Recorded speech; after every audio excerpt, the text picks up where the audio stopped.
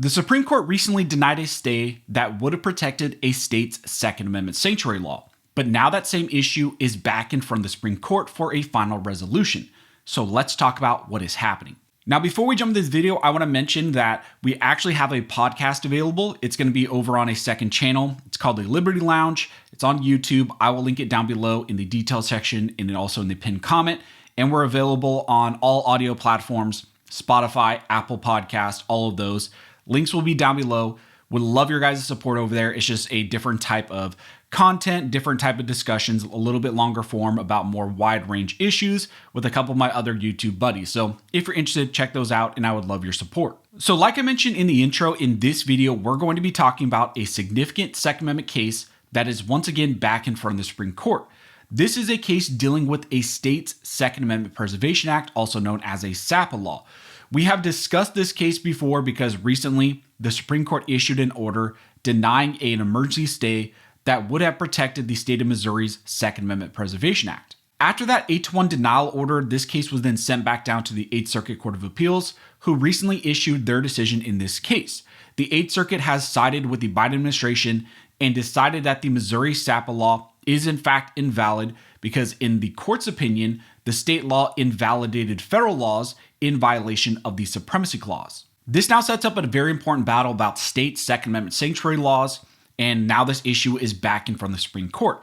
So in this case, back in 2021, Missouri passed a law known as the SAPA law. That law in Missouri set the state's interpretation of the Second Amendment and then also set restrictions on the support and funding of state resources that then would be provided to federal agencies and federal agents in their attempt to enforce federal laws that violated the Second Amendment. The law also created a civil remedy where anyone could sue a Missouri official if they helped to enforce a federal law that violated the Second Amendment. Now, this Missouri law is similar in nature to a different law which was passed in the state of Texas. That was the Texas abortion law known as SB 8, which recently made its way to the Supreme Court, and the Supreme Court issued a decision in that case, and that was the whole women's health case.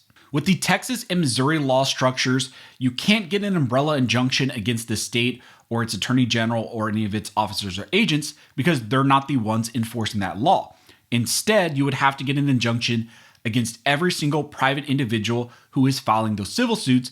But even if you got an injunction against one individual, a new person could pop up and file a new civil suit, and then you would have to get an injunction, and it would go on and on.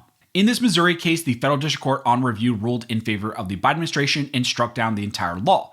In response, the state of Missouri then appealed up to the 8th Circuit, and Missouri also asked for the 8th Circuit to stay the lower court's decision while the appeal was taking place. However, the 8th Circuit denied that stay. That then led for Missouri for the first time to file an emergency application to the Supreme Court, and they wanted the Supreme Court to grant that emergency stay. But on review, the Supreme Court issued an 8-1 order denying that stay. Only Justice Thomas was in favor of granting that emergency stay in favor of the state of Missouri and allowing their SAPA law to remain in place. After that Supreme Court denial, the case was then sent back down to the 8th Circuit.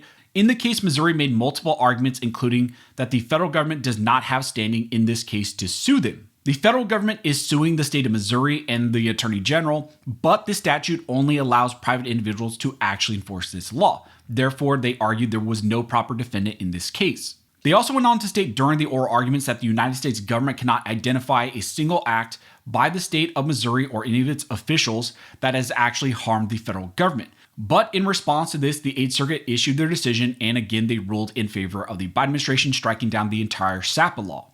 In the decision, the 8th Circuit focused a lot on whether or not the federal government has standing to sue Missouri over the SAPA law. First, on the whole standing question, they looked at whether or not the federal government has suffered an injury because of the Missouri law, and the 8th Circuit found that yes, they did. The 8th Circuit stated that Missouri argues that the federal government's interest is not legally protected because the United States is not entitled to the state's assistance with the enforcement of federal law. That argument confuses standing with the merits of the dispute. To say that the United States was injured by the withdrawal of state assistance is not to say that it is entitled to that assistance. Interference with the federal government's interest in enforcing federal law is sufficient to establish that the act's implementation injured the United States. Whether the United States is entitled to relief from that injury is a question on the merits of the dispute.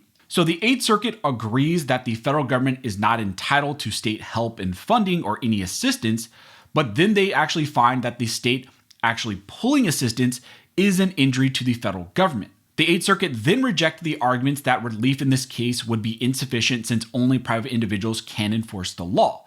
The Eighth Circuit found that state officials, in some way in their eyes, play a role in refraining from enforcing certain federal laws, and that refraining from action and refraining from enforcement is actual enforcement of the law. So essentially, the Eighth Circuit found that not acting on the law is acting on the law.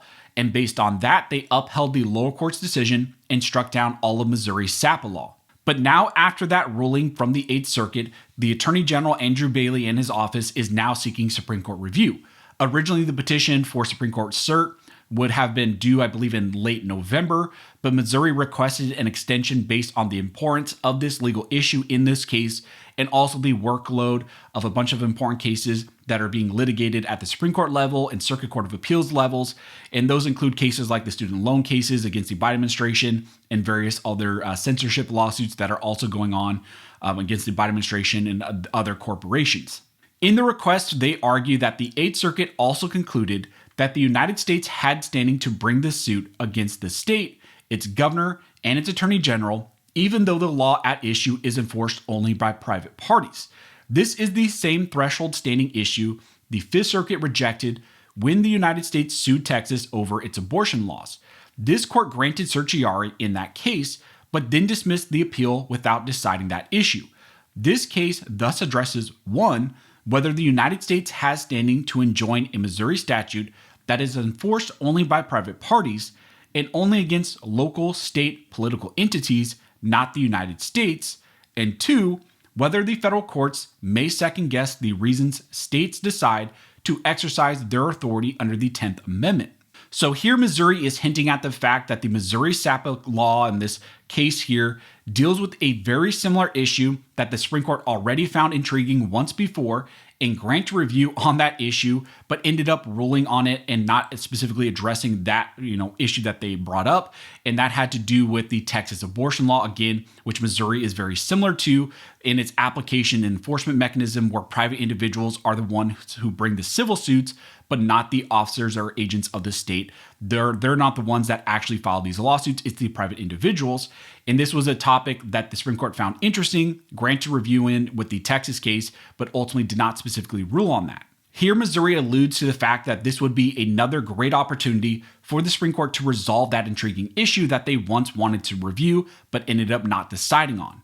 Now, Missouri also requested an extension, which was granted by Justice Kavanaugh. So Missouri now has until January 23rd, which is the beginning of next year, to file their petition for Supreme Court review. So a significant Second Amendment case dealing with Second Amendment sanctuary states and sanctuary laws will now be in front of the Supreme Court. The petition will be filed next year. It's a final merits case, and it deals with other similar topics and issues that the Supreme Court has found very interesting, prior in other lawsuits like the Texas lawsuit.